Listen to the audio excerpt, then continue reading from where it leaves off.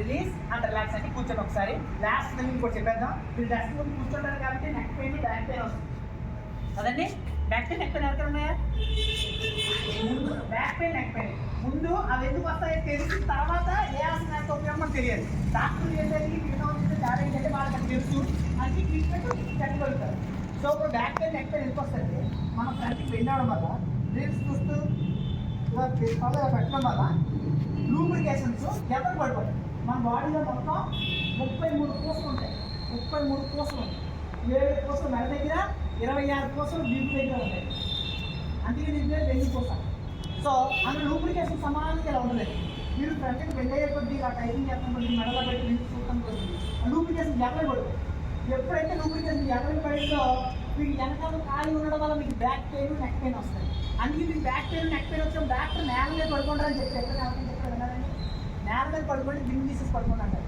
ఆ back pain neck pain తగ్గడానికి దింగ్ తీసేసి పడుకుంటూ ఉంటామో రెండు మీకు బాగా హెవీగా వర్క్ సైడ్ రోజు కూర్చొని చేస్తామంటే అది పోవడానికి అద్భుతంగా ఉపయోగపడేది భుజంగా.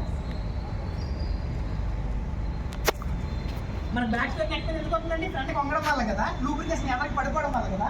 ఇప్పుడు లూబ్రికేషన్ సమానం చేస్తాం. ఎలా అంటే ఇప్పుడు లూబ్రికేషన్ ఎదరికి పడి సమానం అవుతుంది, నెక్ ఎదరికి పడి సమానం అవుతుంది. మనం రివర్స్ ఉండడం వల్ల బ్యాక్ పెయిన్ వచ్చింది, నెక్ పెయిన్ వచ్చింది. కాబట్టి రివర్స్ చేస్తాం. దీని పేరు భుజంగాసన్.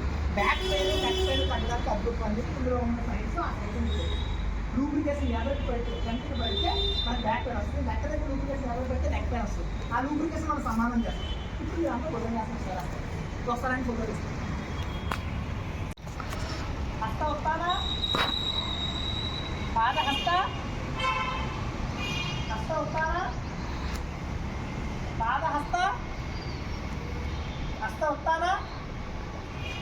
ఆకాశం చూడాలి.